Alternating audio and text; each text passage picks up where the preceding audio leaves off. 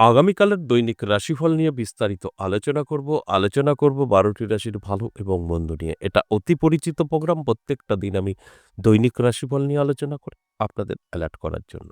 আগামীকাল ১২ ফেব্রুয়ারি বৃহস্পতিবার, দশমী তিথি, জ্যেষ্ঠা, নক্ষত্র হর্ষণ যোগ ও জন্মরাশি বৃশ্চিক। এবার ১২টি রাশিকে নিয়ে বিস্তারিত আলোচনা করব। কোন দিক থেকে ভালো, কোন দিক থেকে খারাপ সবটাই বোঝানোর চেষ্টা করব। আগামীকাল ৩টে রাশির জাতক-জাতিকাদের অর্থপ্রাপ্তি যোগে ভাগ্য বদলাতে পারে। ৪ রাশির জাতক-জাতিকাদের শুভ কোনো খবর আসতে পারে। ৫ রাশি সাবধান থাকতে বলব।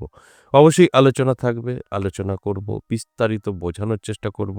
শেষ পর্যন্ত যদি প্রোগ্রামটা দেখেন তাহলেই জানতে পারবেন আগামীকালের কিছু শুভ সংখ্যা, শুভ সময়, অশুভ সময় সবটাই আমি বলব। বেশ কিছু জাতক-জাতিকাদের এই শুভ সময়, অশুভ সময়, শুভ সংখ্যা কাজে আসতে পারে।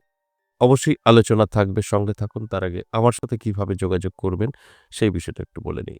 নমস্কার, জয় মা কামাখ্যা, জয় মা তারা। যারা ভীষণভাবে বিপদে আছেন, কি করবেন বুঝতে পারছেন না, কোথায় যাবেন বা কোথাও গিয়েও কোনো রকম আপনার সাকসেস আসেনি, আমার কাছে যারা আসে ম্যাক্সিমাম এই কথাটাই শুনতে পাই।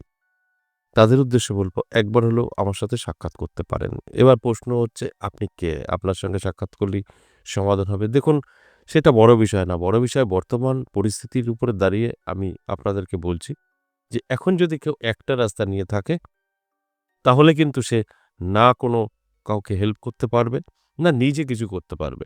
তাই সবকিছু বুঝে শুনে, পরিস্থিতির সাথে তাল মিলিয়ে, যুগের সাথে তাল মিলিয়ে আপডেট করা প্রত্যেকের প্রয়োজন। তাই আপডেট যে আছে, সে কিন্তু নিজেও সাকসেস এবং অপরকেও সাকসেস করতে পারে। যে আপডেট হয়নি, তার কিন্তু কোনো রাস্তা নেই বর্তমান পরিস্থিতিতে। তাই আমি সেটা মাথায় রেখে চলি এবং আপডেট করার চেষ্টা করি নিজেকে। যে কারণে আমি মাইন্ড ট্রেনার, রেইকি ট্রেনার এবং অ্যাস্ট্রোলজি, তন্ত্র, অঘরী সবকিছুর মধ্যে আছি। তাই আপনার কোনটা প্রয়োজন, ঠিক সেইভাবেই আপনাকে আমি আলোচনার মাধ্যমে আপনার খারাপ সময় থেকে পার করে আনার চেষ্টা করি।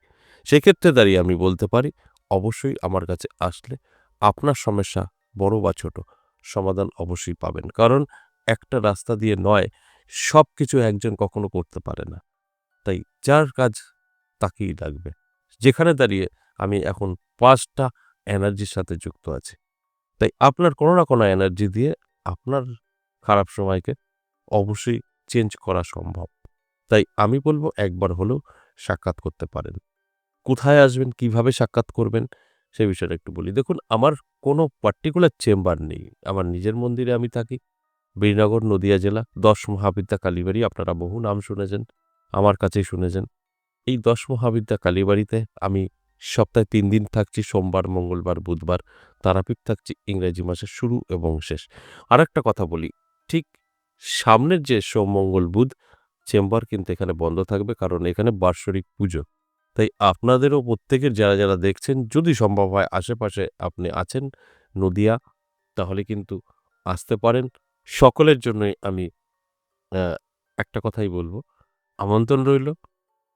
১৫ তারিখ, ১৪ তারিখ আমাদের উদ্বোধন হবে। ১৫ তারিখ শিবরাত্রি পুজো এবং ১৬ তারিখ অমাবস্যা, আমার জবা মায়ের বাৎসরিক পুজো। তাই ১৫ এবং ১৬ দুদিন পুজো থাকছে, সাংস্কৃতিক অনুষ্ঠান থাকছে, কিছু দান-ধ্যান থাকছে। আপনারা যদি মনে করেন যে মায়ের দর্শন করবেন, মন্দিরে আসবেন, সকলের জন্য আমন্ত্রণ রইল। আর সামনের সোম, মঙ্গল, বুধ চেম্বার বন্ধ থাকছে, কারণ অনুষ্ঠান নিয়ে ব্যস্ত থাকব। চেম্বার হবে না। রবিবার, সোমবার, মঙ্গলবার আমার এখানে অনুষ্ঠান থাকছে। তাই এখানে দাঁড়িয়ে একটা দিন লাস্ট বুধবার থাকছে। আমি এই সপ্তাহটাই বন্ধ রাখতে চাইছি।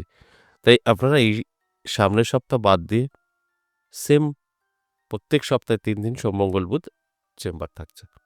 এবার আপনি বলতে পারেন, আমি অনেক দূরে থাকি, আমি আসতে পারবো না তারাপীঠ বা বীরনগর। সেক্ষেত্রে আমি বলব, অনলাইন চেম্বারও চালু আছে। যদি আপনার প্রয়োজন থাকে তো আপনি অনলাইনেও দেখাতে পারেন।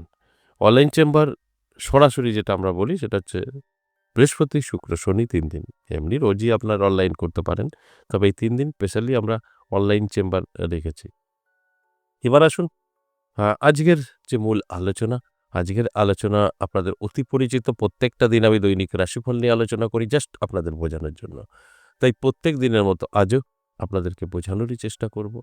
এর মধ্যে থেকে আপনার ভালো বলছি, আপনি অ্যালার্ট থাকুন, আপনার খারাপ বলছি, নিজেকে গুটিয়ে রাখুন। সবটাই আপনি কন্ট্রোল করতে পারবেন। প্রথমে আমি মেষ রাশি নিয়ে বলব। মেষ রাশির জাতক-জাতিকাদের কিন্তু যথেষ্ট ভালো থাকছে।